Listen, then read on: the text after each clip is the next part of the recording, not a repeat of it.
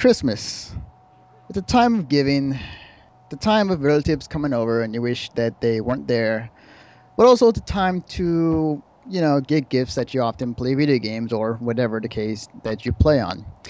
Hello, this is Anthony Bianis, and this is Mission Star Podcast episode 17. And with me is no special guest, but actually the crew from our website for once.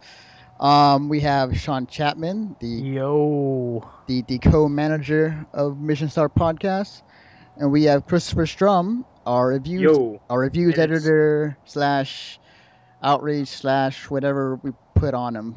Street horror if it so needs to be. Yeah. yes, I'm not above that. And by the way, it's Sturm. By the Oh, way, Sturm. Oh, okay. My bad. everyone does that. Don't worry. It's cool. It's cool. It's the same with my last name, so I know the feeling all too well. So today's podcast is obviously Christmas theme, and ironically, somehow our podcast has been going on to the whole holiday theme since the last one was Halloween. So might as well keep it up with the Christmas one. So But hey, thankfully we don't have anything else for a while. yes, that's true. For now. But that details will be later. So in this episode, we'll be talking about our favorite video game Christmas memories. In that whole ordeal. So I'll stop talking and I'll let one of you start. Yeah. Sean, would you like to go ahead?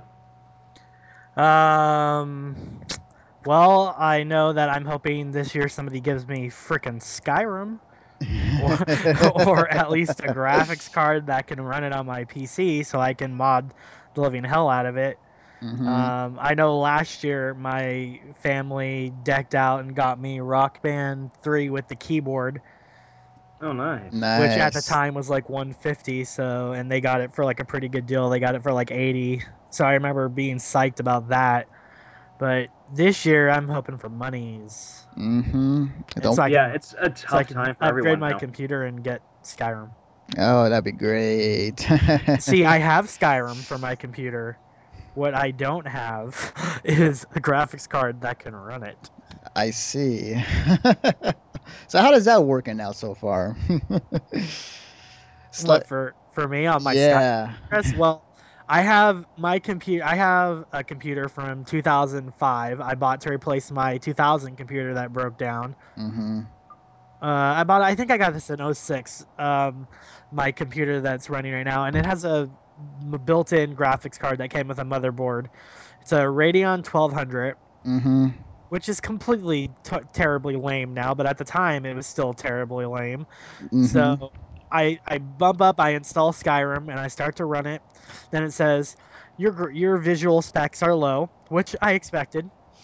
Mm-hmm. It should have told me, ha ha ha ha ha, I can't believe you're trying to play this. It's like my computer took an arrow to the knee. But it then says, oh, you need to have a render 3 shadowing thing to run this, and Skyrim doesn't like you, and it just crashed. And I was like, oh, okay. So until I get a new graphics card. But in order to get a new graphics card, I need to get a new power source that can run said new graphics card. uh, Why don't you just go and get a new computer? Like It would be cheap. My friend's gonna give me a 750-watt power supply, nice. and my current power supply is 250. So, Ooh, yeah. so it's gonna need a better power supply. Talk about an upgrade. Oh Yeah, yeah, he's gonna definitely. give me a 750, and then I can get a new graphics card. I only need to pay like $50 to get one that'll run Skyrim. So That's cool. Yeah, Skyrim's a pretty good game. I played like the first 30 minutes of it. I haven't gotten back to it because I've been busy as of late. But yeah, it's a great game. So I know the feeling. um, was there any like old memories you had growing up that your parents like bought you like a whole new gaming system and you got excited for? Well, for me, I remember when I was really young. I don't know how I knew, but like when I was about 4 years old, I had a feeling that my parents would go and buy me an N64. So I, just kind of played it off and, act like I didn't know. And at one point, it was like a week before Christmas, I saw that they had guides for Super Mario 64, and I'm saying, "Hey, Mom, Grandpa, I want this." And of course, they asked me why, and sure enough, bam, I get an N64. Nice. Well, it came with was it Mario 64, right? Yeah, I had within that Christmas, all I had was the N64 and Super Mario 64. But I have to say, I loved it, and I was just happy with that one game for months. And yet now, here I am. I'm looking at playing like 5 different games at once. Yeah. It was at the time when Mario 64 came out, the one thing that everyone like saw was that the graphics was so good. Like we never seen 3D that well done, and we were just shitting our pants just looking at it. It's Yeah, but the yeah. thing is that we were happy back then. We were content with what we were given, The and Nintendo we. Dolphin. Oh man. The code name for that. Yeah, I totally want a Nintendo Dolphin, man. No, no, it wasn't when the 64 came out, wasn't the PlayStation just coming out though? Yeah, it was around Yeah, the it was in same the same time. era. It Yeah. was I remember it being out and then we were still we had kick ass. I remember Sega Saturn having the best graphics out at the time with Mhm. Echo and everyone was like, "Whoa, look at this." Yeah, I definitely remember that. It was I can't even Dolphin, and play it was I it can't was. even play PlayStation games now. I get a headache. Yeah, but on top of that, I mean, but even with all that, there, what one of the most popular things out there was the Nintendo Entertainment System and the Super Nintendo Entertainment System. Yeah. I mean, hell, I I mean, spent hell, I still hours on A played Link them to the until Past. like. Oh my God. Go ahead. I spent hours playing A Link to the Past. Mhm. Yeah, that was a pretty good game. That and cheating at Mortal Kombat with the Game Genie. Yeah. I mean, to be said, actually, it was funny now thinking back. Like, I reached that. Originally what I asked for from my parents is I wanted an N64 because the graphics look so good. But I ended up getting a PlayStation at the time, the PS1. And the cool thing is that with the PS1 back in the heyday where magazines were great and they gave you like demo disc in each one, like Hmm. whatever demo disc it was for me when I got it, I played the shit out of. So like, because there were so many different games I could try it out. So for me, the demo disc that I had, like I was playing the crap out of Armored Core 2. Oh, what about Uh, Twisted Metal when that came out? let's see, I played Twisted Metal 1 and 2. I didn't play 3. I did play Black later on, but that was a good game. But yeah, just it was so cool that it plays the different games on his demo disc, and it was a lot of fun at my Oh, age. dude, I used to play Fighting Force over and over again on this Hmm. demo disc. It was on the Oh very my one of the god, very first yes. demo disc I ever played, and I just used to play as that big guy and run around and just smash the crap out of things. Yeah. They eventually made that for the 64, I think, Fighting Force 64 or whatever, Yeah. Yeah, I and it think wasn't as so. cool, but Hmm. You know, Yeah. there are some things that just with the transition do not work. Like everything now to Wii, like Call of Duty or hell, anything that was on the 360 PlayStation playing field and then brought over to Wii. Yeah. I mean, like ports now are not as they were. Well, ports in general are not good. Essentially, I mean, they to some degree, like some do work and some don't. I mean, like in the case of Fighting Force, it was virtually the same game, so nobody really noticed. But some for like the Wii for Call of Duty, it's like you can totally tell like A, graphics were pretty bad, and B, the controls were completely different. But yeah, um, so I'm trying to think.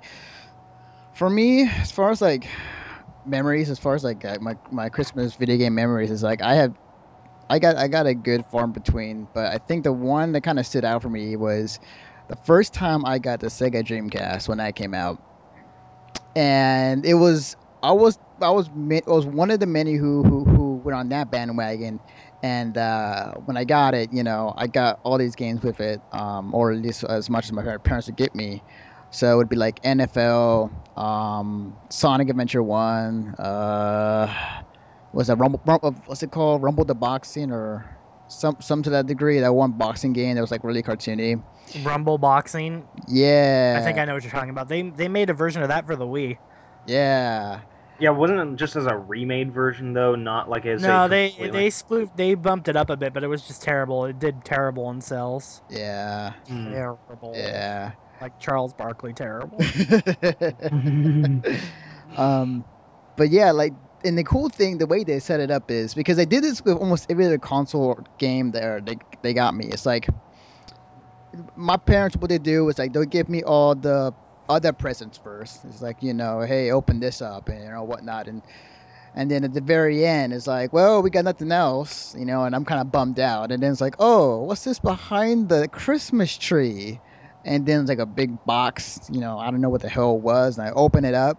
I get all excited. It's like, oh my god, it's a Dreamcast. Oh, I love you, mom and dad. And I had one of those parents that just kind of did that type of deal.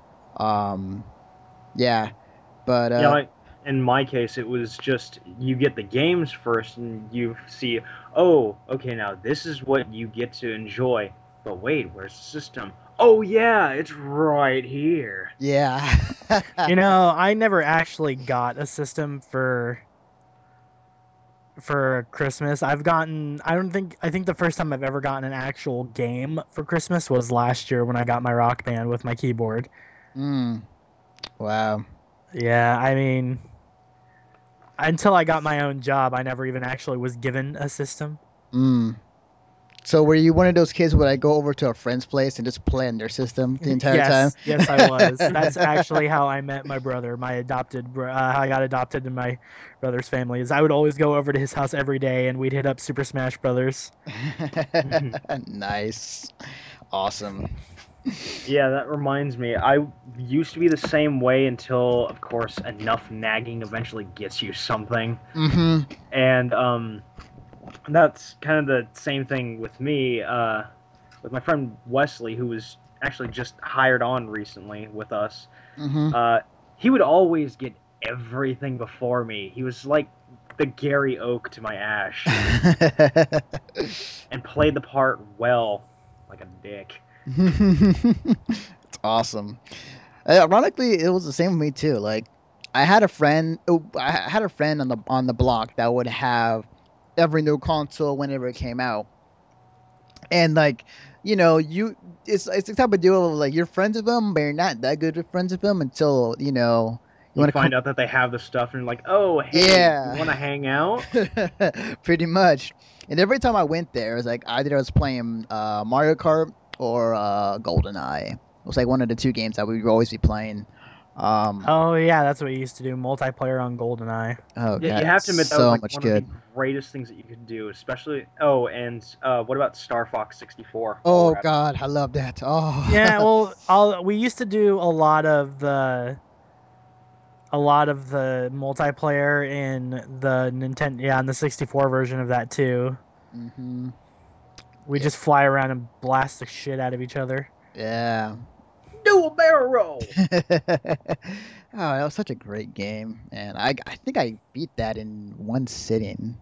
Yeah. Well, I had to go bathroom a few times, but yeah, it was good. I liked it. Yep.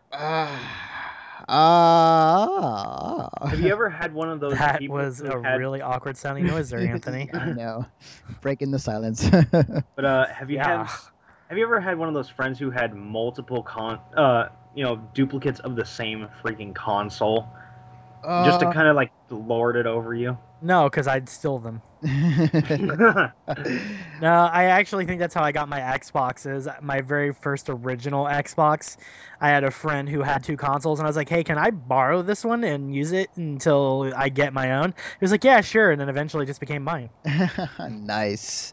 And that's how I got my very first original shitty Xbox. Hey, do what you got to do to get a console. Yeah. And Yep. then I remember when I bought my 360, when I traded that one in, like heck long after for Halo 3, I was like, you know what? I can't play Halo 2 anymore because everyone's going to be on Halo 3, so I'm just going to do this. And so I bought a 360. It's the first console I actually bought for myself. Nice. I was it I think every friend I had a console regardless of what it was, and I always had where my friend behind me would have a N64. My friend next to me had a Super Nintendo and a Genesis, and then my other friend right next to me on the other side had like those consoles that came out that nobody really played, like the Jaguar or Oh yeah. like one of those consoles that you kind of question why they got in the first place, other than the fact there was like a few good games, other like the Neo Geo and whatnot. hmm I mean, But there are a Oh couple of God, them Neo that actually Geo. worked.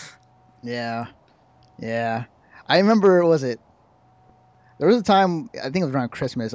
My dad took me to some ski resort with his class, and I didn't really care because like I had the Game Gear at the time, and I was playing out more often than I was outside. But damn, I mean, like I was playing that Game Gear like on my lap, and the no, okay, of course the batteries would die like very very quickly. Yeah, like within a couple hours. Yeah, really. And then the other thing is that like after a while you've been playing for a long time, like your hands just get really hot from just holding the damn thing.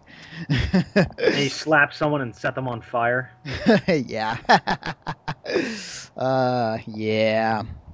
It kind of makes me remember how big those things were, Game Gears and the original Game Boys, and how the entire essence of that was to get smaller and smaller to be more portable.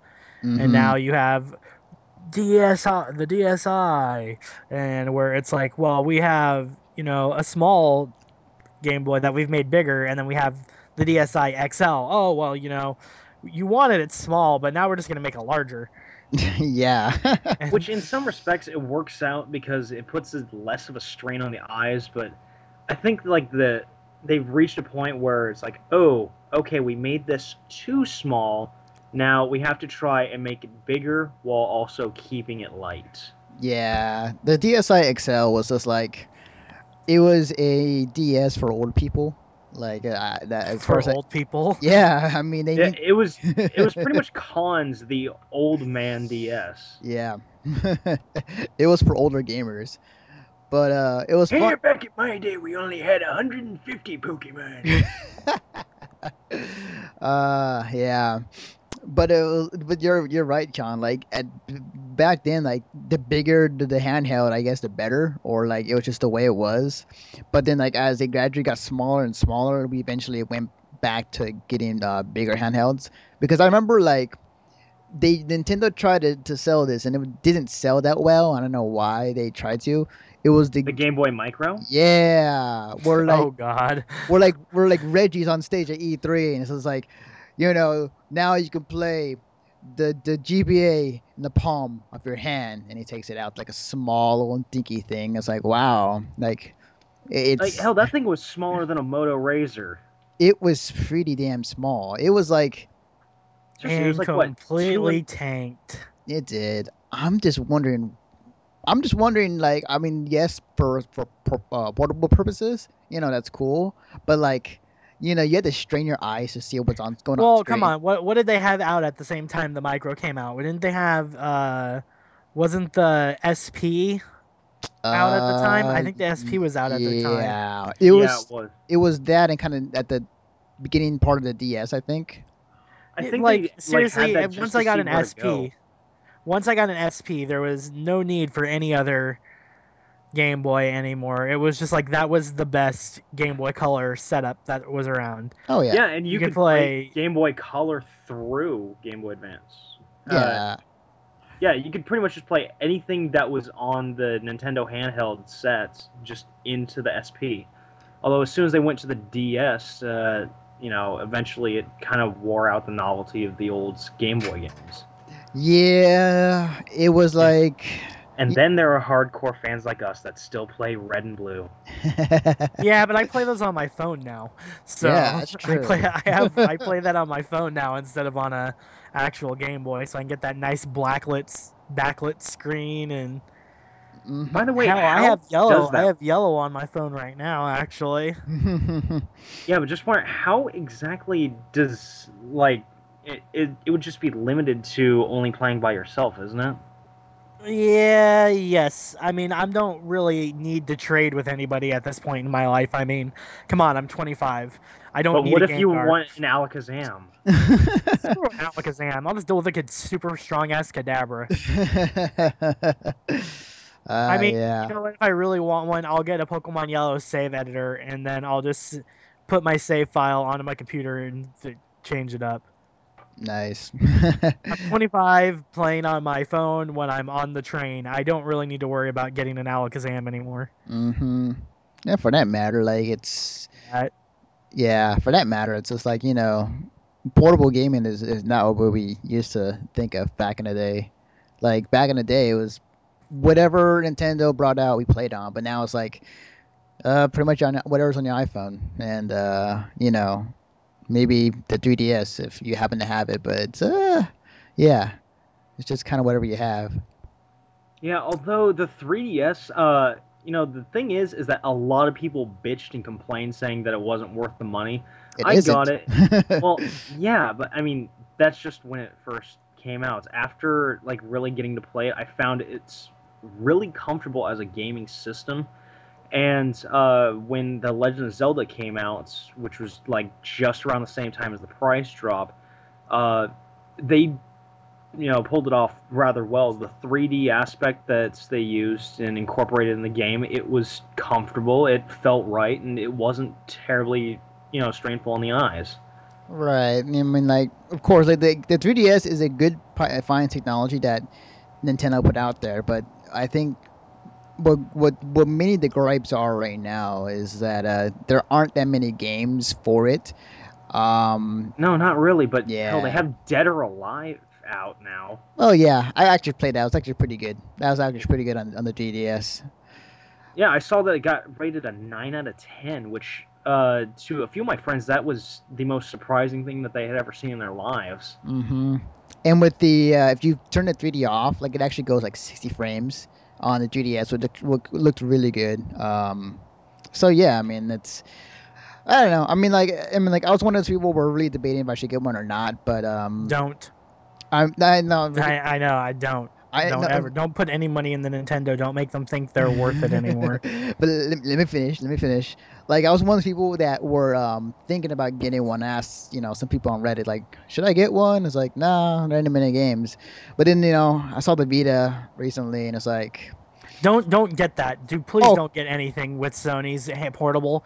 They are so the Vita looks com- so the good. PSP is just a tanking system. Was just such a bad system. I don't know why they decided to. Holy crap, my headset's making noises. They decided to do Remake to or make like another put one. out new games. Yeah, Yeah, and not only that, but the Sony freaking Android phone that they sell.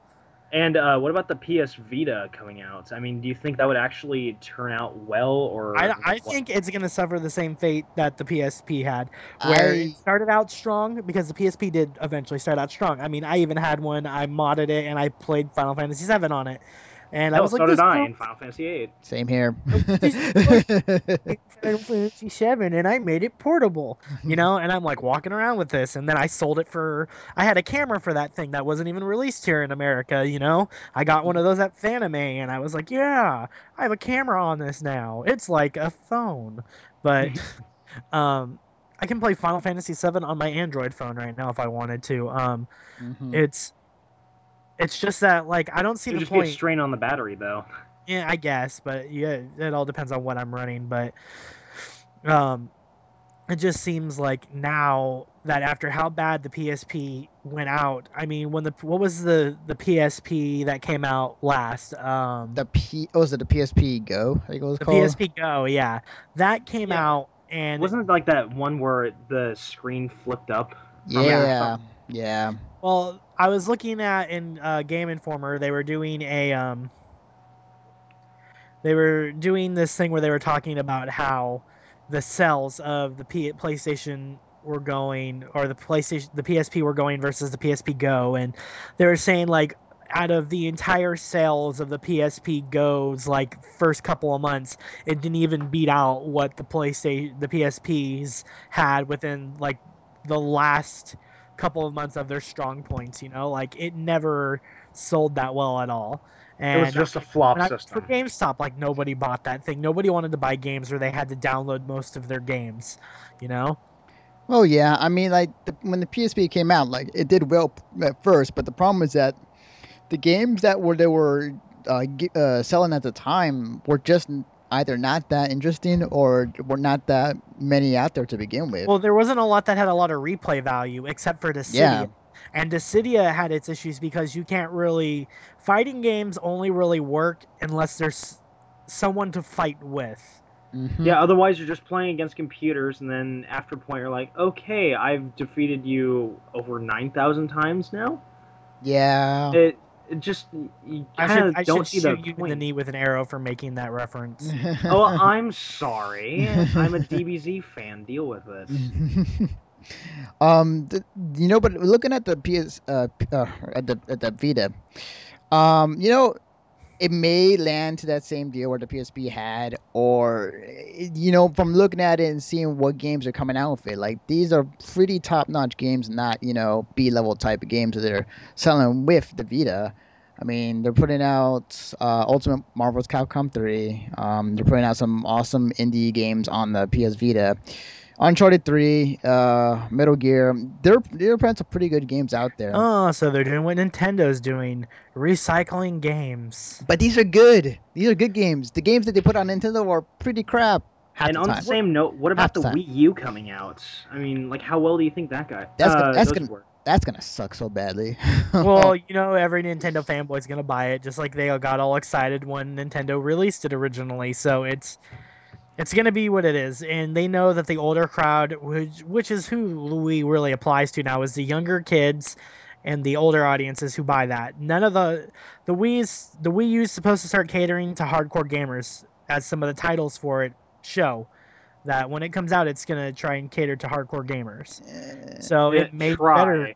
to the hardcore gamers. So Yeah, I mean, honestly, I think Nintendo with the last several the attempts they tried to like quote unquote get to the hardcore gamer, it seems like it's become What was that when they brought over Call of Duty and stuff?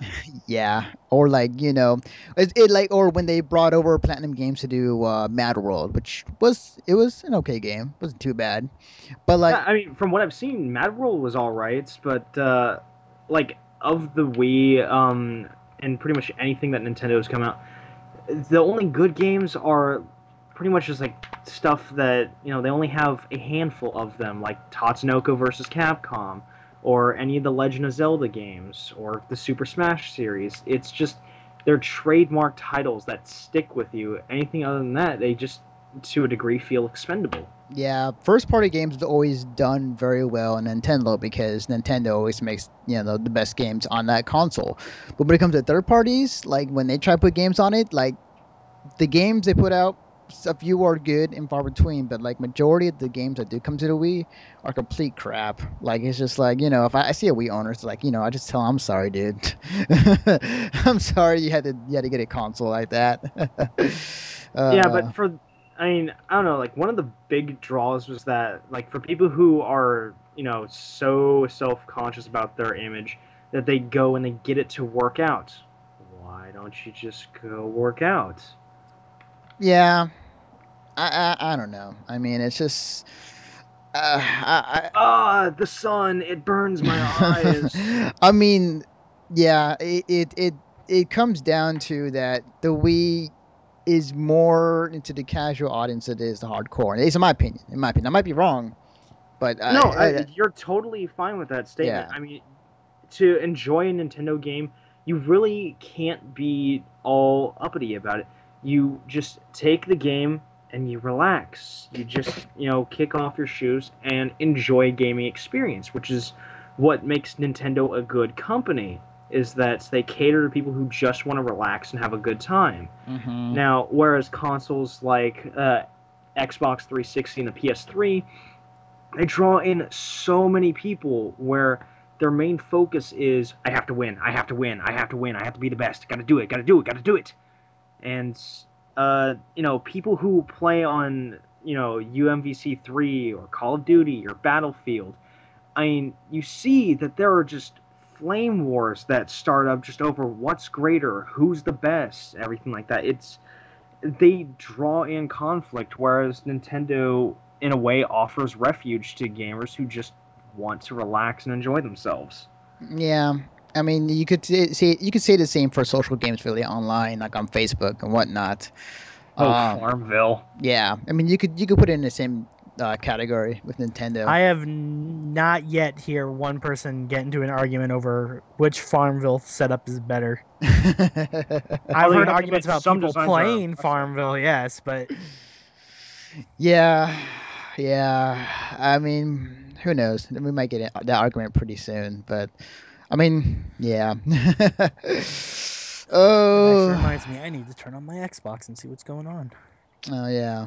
Oh, speaking of which, have you guys checked out the new dashboard update? I know you Uh, have, Sean, but I Yeah, I've have. had that thing for It's months. impressive to a pretty good degree. I like how it's. I mean, it basically shows you everything at once, and if you want to navigate, you can go about it pretty much any way that feels comfortable. And if you have mm, the Kinect installed, you can just make it voice activated. Yeah, which kind of bums me out that I've had this update for 2 months and I don't have a Kinect, so I haven't been able to really enjoy much of it. But I don't have a Kinect either, but when you think about it, every time you set up your 360, when you go and turn it on, the Kinect goes, it looks and scans around your room, and it just makes invades video all your footage. privacy. Skynet. Just So think I about it. Next see time you want to go and Chris play is naked, while apparently on chapter 4 of Naruto Storm 2. yes, I am. That's the surprising thing. I, honestly, I despised Naruto after it first came out onto television. It's okay, I I still despise it, so Yeah, I've never liked it. no, the thing is that for a while I just like dropped the book. I mean, it was interesting like at the end of middle school or so, and it was good then afterwards it like lost its value. I didn't see why I should keep reading it, keep watching it.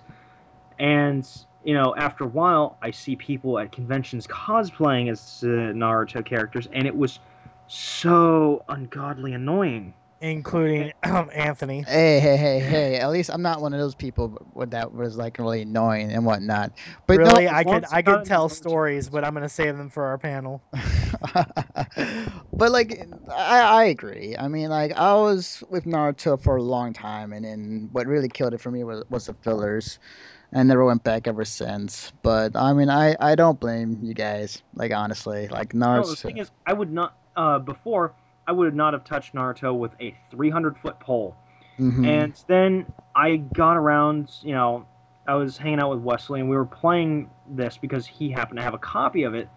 And I saw that the fighting dynamics of the game were really well done. And I don't know, but just somehow I got interested in, and I've been playing it through the story mode, and it's impressive, surprisingly. I, Are we talking about the Naruto Ninja Ultimate Storm? Ninja Storm 2, yeah. Yeah, I yeah. playing it, it's really well designed. It's a really good game. I don't say that very often about something that I used to completely despise. Yeah, I hear you, but like, I hear you because, um, the games as of late for Naruto games, especially, are actually not that bad. Like, Ninja Storm's good. Like the one you're playing is really good. The last several, last several fighting Naruto games were not bad. Even crap, what was that one game? It was called Way the Ninja or something like that. I remember like some company did it. Yeah, but they made like a whole Naruto single player adventure. It was actually not bad either. Um, but What yeah, console was that on anyway? 360. I think it was a 360 exclusive. I think. Mm. But Which kind of makes me mad that I have this for the 360, and yet the prequel to it was a PS3 only game. yeah, ain't that interesting? um, yeah. Yeah. I mean, like it's ironic how the anime is kind of crap in the water, and how the games are far better in I between. gotta say though, in retrospect, it just kind of bothers me with games like Dragon Ball Z Tenkaichi and Ninja Storm, and even in the Bleach game series, which I loved Blade Battlers. It was a PS2 game. It was only released in Japan. I modded my PS2 specifically so I could play this freaking awesome Blade Battlers game, which I got to originally play at a convention. And I love the game mechanics. Oh, hit circle to do special, or hit, X will do like your base attack, or B will do your special with a different direction, and you'll do a second special with a special awesome cutscene. Like those mechanics are in every single one of their games. Every sequel has the same game mechanics. They just maybe change the story up and they'll add a character or they'll change the way some of the moves look. But the games are essentially using the exact same gameplay. Now, I know that can be said for pretty much any game. Call of Duty and Battlefield, especially, where they don't change much, just levels, maybe guns, Yeah, no, whatever. they don't change anything except how things look. And what annoys me about that is that with Dragon Ball, they maybe add one or two characters. Sometimes they take out characters, but people still buy those games, even though it's the exact same game, just tweaked a little bit. And And I even mentioned it's that for my reviews, that the reason why I am still more than happy to continue buying this stuff is because I am a fanboy of it. I know I'm getting the same exact but stuff, what I but don't get is Dynasty Warriors. Yeah, People yeah, I agree with you buy there. that Yeah, crap up. Now, if anyone yeah. who's listening to this is a Dynasty Warriors fan, I'm sorry, but that series to me is deja vu. Every time you play it, you see the same exact characters. Oh, and then the one thing that reinvented the series, create your own character, they took out the next game after. So, I mean, it's like kicking themselves in the face. They just keep coming out with the same exact premise, and Dynasty Warriors does like no change. yeah, Yeah, but the one thing that yeah. really got to me is that a lot of people, they love the game and yet they don't realize that the whole premise of it is actually based on a story called Romance of the Three Kingdoms. Mm-hmm. Yeah, I mean it's literally just a game based off of a book, not Which is funny because like. Romance of the Three Kingdoms also has Yeah. a game. I So mean, like if you really want to get into it, it's like you could make the same argument for every sports and fighting game out there, really, as far as like what they rehash every year. I mean, don't get me wrong, like I love Ultimate and Street Fighter, but like the things that they add on, like in the next iterations, are not that far different than what's in the original. well, here To a you go. degree, This you could brings just say that they would have been just fine as download content. That's Yeah, exactly what I was exactly. just about to say is for certain games like Madden, I think the only times, unless they decide to drastically change the gameplay methods like they did Madden 10. When Madden 10 came out, that had big changes compared to like Madden 7, 8, and 9. You Yeah. know, they all had it had the biggest change in gameplay formats. They changed all sorts of different things. So that was like a big step. But from 7, 8, and 9, they could have made it like, whenever there's a gigantic graphical difference in the games, I think they should change it. They should update. With NBA games, what maybe players come and go, you can make those players DLC. And Mm-hmm. unless they do fundamental game changes or graphical changes, which Modern Warfare has been doing. Like you'll see new graphics in their games, but to the extent it's kind of the same thing. And I'm a huge Modern Warfare game player, so like I can't like like people are like, oh, you're just being biased. I'm like, no, the game has did big changes from it that wouldn't have been seen as a DLC, like Yeah, kill I mean, streak like there setups and are everything like that. exceptions to certain things where eventually it does need to get updated into its own disc, but for something like Marvel vs. Capcom 3 with the 12 characters that were, wait, 12 or Yeah, yeah, it was 12 12. characters, right? Yeah. Yeah. Anyway, with those characters, they could have just charged them individually at like 350 a piece, and people, they could have bought whomever they wanted, and who to say that they wouldn't have made more money out of it that way. Well, in the end, they should have made what they did just a DLC update that included those characters and downloaded them in. Um, At least as a courtesy, if you downloaded Jill and Shumagorath, they transferred over. Yeah, I mean, I mean, at least that was a yeah, really nice thing that they did for the consumers. right. I mean, I think yeah, Rock Band kind of set that in the whole play though, because they made it so that's Rock true. Band made it so that every song you downloaded carried over into the other games, and the Guitar Hero started doing it, Yeah. which I think they really set the precedent for making sure certain DLC carries over. Mhm. Yeah, definitely. I hear you. Yeah, I agree. I mean, like when I initially got Marvel vs. Capcom 3 when that first came out, and then when I heard that there's gonna be another version of the game, but just more characters, different stages, and some game changes. Like, I was the one, and many people, like everybody else, that heard about that were pretty pissed about it because it's like we just bought $60 for a beta, and now you want us to pay us $40 for the quote unquote real game. So it's like, fuck you, Capcom. But at the same time, though, like there was many changes in the game that really just justified the price and other things that they need to be fixing. And you could argue like yes, it could have been DLC characters. Yes, it could have been through patches and everything else.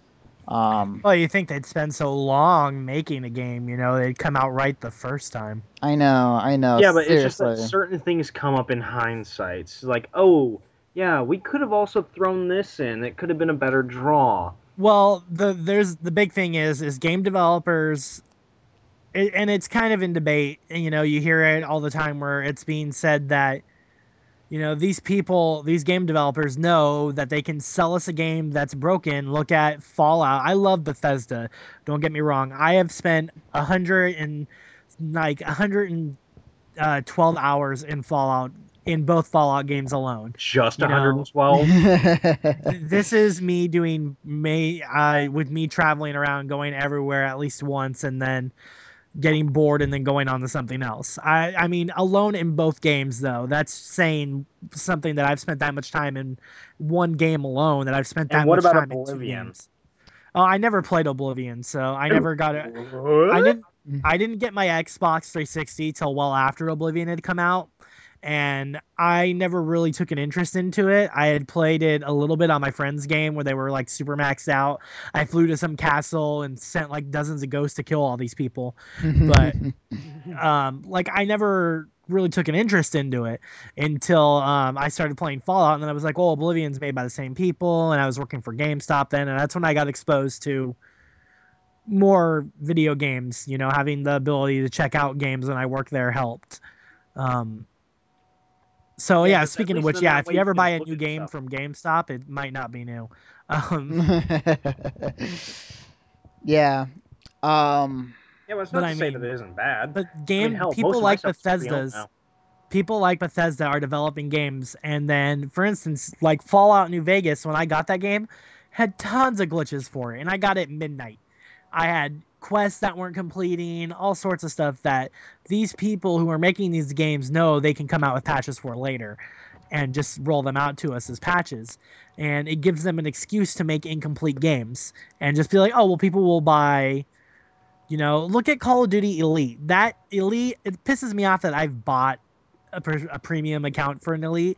That's $50 I've dropped.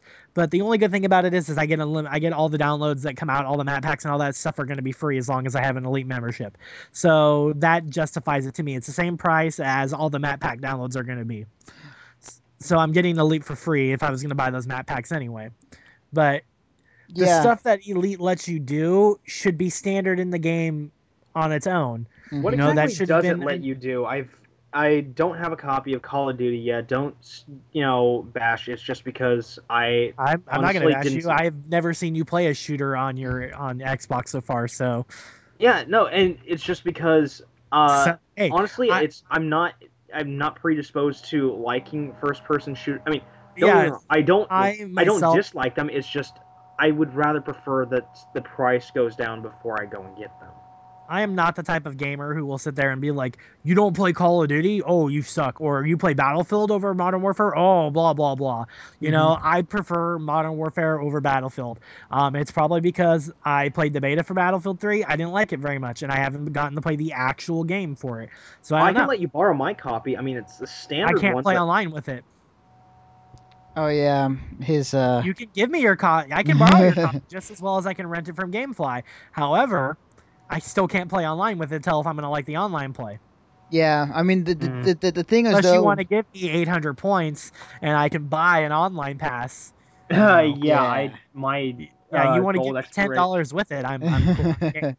I mean, the argument there is that like the Battlefield 3 story is is not as good or near as good as Call of Duty's single player, but that that's kind of far in Oh, no, between no. to say. I don't know. I've The been playing problem with Battlefield. that It's is pretty fun. the Yeah, problem with that is that EA and Ubisoft, which pissed me off when I rented Assassin's Creed Revelations as well, are doing those new codes where you can't play online unless you've bought an actual retail copy or you pay to get online access. Which yeah, yeah, which the entire reason I'm not going to buy a game that I'm solely going to want to play online if I can't find out what the online play is going to be like first. Like yeah. I'm I not going to want to go out and buy Battlefield 3, use my online code, play online, go, man, I freaking hate this game. And then get stuck with a game that I don't like because I can't sell it to anybody else online. Nobody's going to want to buy the game when I tell them, oh, well, you have to buy an online pass if you're going to buy it used off me. And that means I'm losing a lot more value on trying to sell my game off. And the game companies are like, well, you shouldn't be selling your games used anyway. Well, what the hell am I going to do with a game I don't like? You sell it to somebody else. or you Yeah, that's trade kind of the them whole or give them point. away. Well, the point is, even you can't, like, when you trade in a game, they're gonna that whoever you're trading into is gonna sell it used. Well, that's what EA doesn't want people to do. They don't want them to buy the used games. Yeah. Here's the thing though, is like this ironically this all started with one game that I really really love right now. And we'll get the next game when it comes out. Is when Mass Effect 2, when that game came out, Oh they were the first God. ones to implement that, Well, you buy the you Cerberus know, and Mass network Effect's and done by EA, so it's yeah, oh shit. EA. Yeah, Yeah, it's no, I EA as a fucking hated company that is with the bringing this Cerberus over. network pass. I bought Yeah. my copy pre-owned. It's like, oh yeah, that's right. We need to have another $15 so you can get the full game. Fuck Yeah, you. yeah. I mean, like it's their way of getting around, of piracy, and you know, game companies. I mean, like Uh, EA especially, it they it have. EA specifically has said it has nothing to do with piracy. Well, that is a big piece of it. That way they can get money off those who do it, but they've specifically said it's because of used game sales. Oh, Because okay. GameStop gets so much money from used game sales that EA thinks they're losing money. But I wanted to play Revelations online because I wanted to see if it was worth buying Mm-hmm. because I mean the game itself was worth playing. That's why I rented it. Like I know that game is amazingly awesome, Mm-hmm. and I pay money to rent games. Like I pay a significant amount of money a month to rent those games. So I mean, obviously the company's getting money somewhere, but I wanted to play that game online Yeah. and I Yeah. didn't get to because I needed a code for it, which really sucked because if I didn't like that game online, it would have made the replay value worth it for me to go out and pay $50 for it and buy a new copy off them or Yeah, and the even thing buy is, it used. But Go, yeah, but so I just really hate the fact that I can understand why they implement certain things like that, but to a degree, you have to look at it from the standpoint from a gamer who can't afford a brand new copy of it, and then they right. see that they're missing out on a full gaming experience. Um, Going back to the Mass Effect 2 example, looking at shoveling out an extra $15 just so that way you can, see what can be considered an important point in the story and, of course, go and get every single achievement for the game, which I'm trying to work towards. And as soon as Mass Effect 3 comes out, I'm planning on trying to get every single achievement for both of the two prior Mass Effect games. Yeah, I mean it sucks because like the gamer who can't afford these games and buy it used is like they're not trying to pirate the game. They're trying to play a game that is really great, but it just so happens that they put this wall of you can't play online unless you pay extra because we think you pirated it. It really shows that of course EA is out for your money. I mean that's just one thing, but it shows that companies like that are often not sympathetic to gamers like us who No, want. and they're really not looking towards the consumer's best interest, but rather their own. Yeah, And yeah, it's, kind of an ass pull when you think about it. yeah. It sucks, but that's just kind of how the business is, at least for now. I mean, yeah, it's yeah, but I mean, what to wait and see. I mean, like maybe eventually, like this whole thing will drop eventually, and we'll go back to kind of where it used to be, where games that didn't offer online will eventually offer online. It may be more of an incentive for people to buy games from those companies, and games from EA that require you to buy online passes or not. Like I was the other day, I was online just kind of looking through the Gears of War 3 map pack type of deal, or the extra stuff, because I wanted to check out the single player DLC for Gears of War 3 that just came out recently. And looked it up. It's actually as usual, like for any DLC you have to pay, but the option of a seasonal pass to buy that would require you to do so would allow you to get all the DLC, but like also other things that kind of block you from not getting it if you haven't paid for the seasonal pass. And on that same note, don't you think that some companies might be able to possibly make a little bit of an additional profit if, after a set period of time, they notice that the game's popularity is just starting to wean off a little bit, and then they offer, multiple pieces of download content bundled together for a lower price? Yeah. Just, do you think that that could possibly work towards their benefits, or do you think that's kind of a lost effort or something? It just depends on the how people would react to it, and be like kind of like what's the good price for people to buy right now for like DLC or extra stuff. So it kind of ranges on those two things, in my opinion. But getting back to the my original point I was trying to get before we got off on this wild tangent. Yeah, the dashboard UI, the Xbox 360. Um, Yeah, somehow we just got completely off topic there. yeah, yeah. So I checked out. I mean, like I know Sean, you had it for a while, but I was going through the 360 dashboard and what was new exactly and how it looks. I do like the YouTube app that was just, I think, added recently. With the update. Yeah, as of last week, or Yeah, no, beginning of this week, I think. yeah. I'm really enjoying that app because, like, you can go through YouTube and look for stuff. You can also link your account to it. I think we got it. The beta got it the same day it was released to the public. I think it was only given out to certain beta testers because Okay. I didn't get it before. So Right, right. Yeah, I'm really enjoying it, but like overall, as far as the UI, it's gonna be taking some getting used to, because some of the stuff I had to dig to find, like the game stuff, like as far as like if I want to check out a trailer or want to check out gaming news and whatnot, like I have to dig in certain areas of the UI to find out where it's at. I mean, I'm not a fan of it now, but I think over time I'll get used to it eventually. But that's just In me. due time, that's just kind of like how every update is. Yeah. I mean, look at oh Facebook, wow, look I at just like YouTube. changed. Oh Wow. god. Oh no.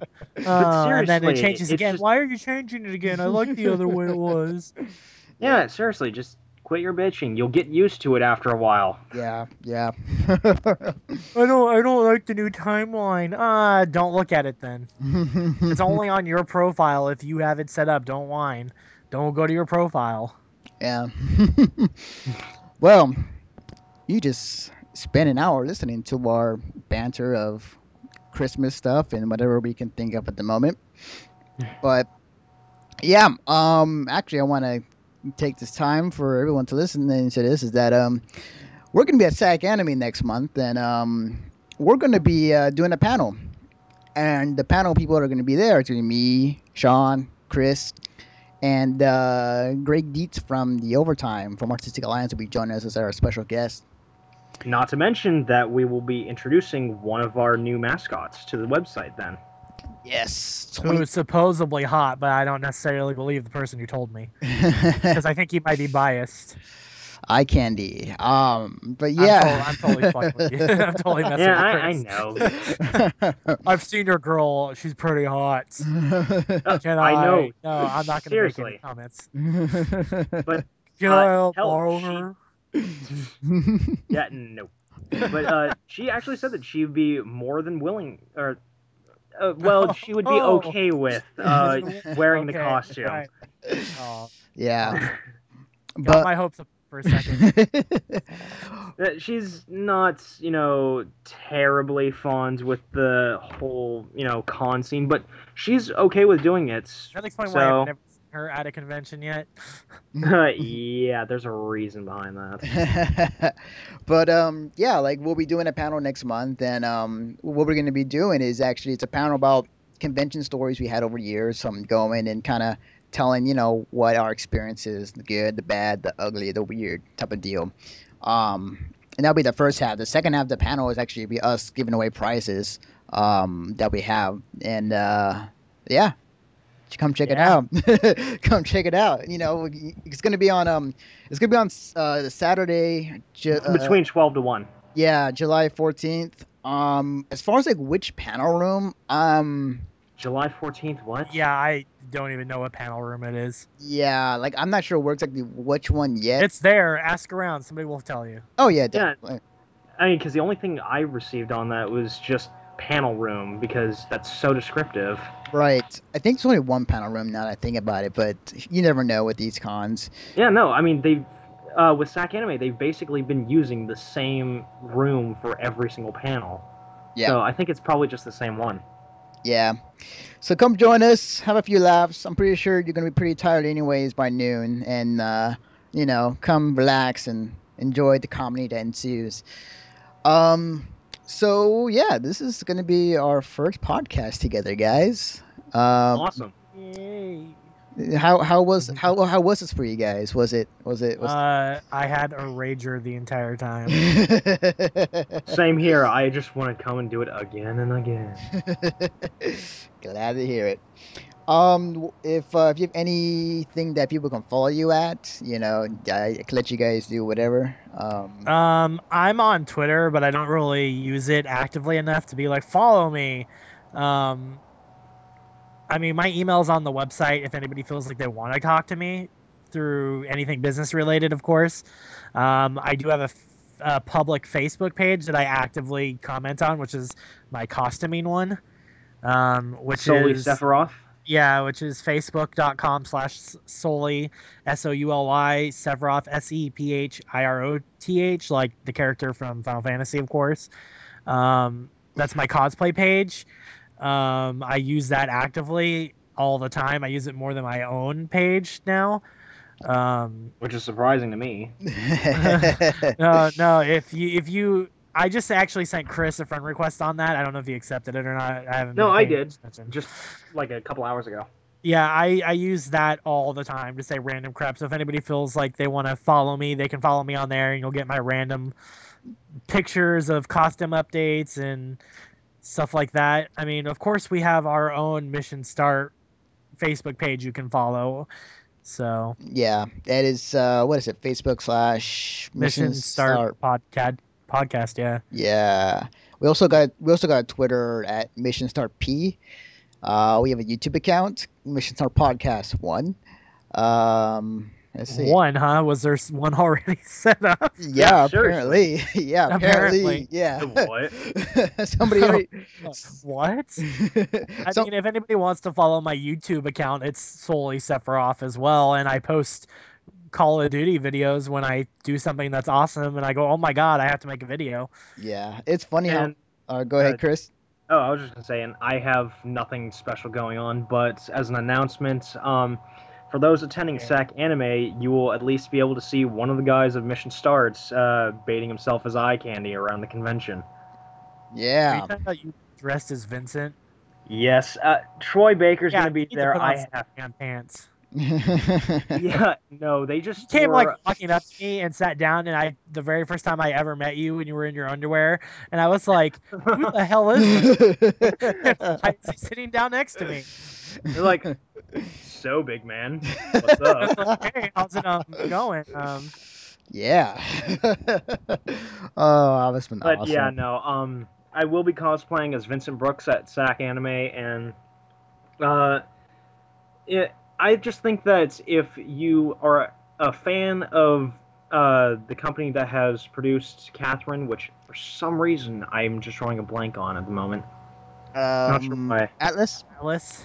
Atlas, there we go. Yeah, I have no idea why. I just had a brain fart and forgot. But if you're a fan of the Atlas franchise, I would recommend playing Catherine. Get to enjoy the game before the convention because you'll be able to see the voice actor for Vincent Brooks, the main character there. And I just think it would be great that if you do like it, you can go ahead and get your copy signed off. It's not very often that you'll be able to find a main character voice actor, with exception of Vic and Johnny Young Bosch. Yeah, I definitely agree. Like if you want to meet the person that was the voiceover behind the game you like, you definitely should go. Definitely play the game, or if you have already, check out the voice actor there at Zack Anime, whoever it may be. Um, Oh, and by the way, for our bronies out there, Twilight Sparkle is going to be there. yeah. Say what? Tara Um, Strong, the voice of Harley Quinn and Bubbles from Powerpuff Girls. You said Twilight Sparkle, and I was like, Like, okay. no, not Twilight. Yeah, we'll never ever talk about that again. yeah, That which shall never be mentioned. yeah. No, I'm really hoping, just as a side note for everybody who's listening, we are going to try and we are hoping to try and get interviews with them. Oh yeah. Ideally, it would be awesome to get Strong to do an Oh, interview with us because she's done tons of different stuff, and she would be great to get an interview with. oh, definitely. Not to And I mention, want her to do my voicemail. and not to mention, she is the Harley Quinn voice actor, which I think should only be the only person really doing her voice. And the Harley Quinn I'm talking about is the '90s Batman Well, animated no, she show. did '90s Batman, Yeah, and no, she did the she is the Arkham City games. one and So only. Yeah, she's the Har- only Harley Quinn. Yeah. yeah.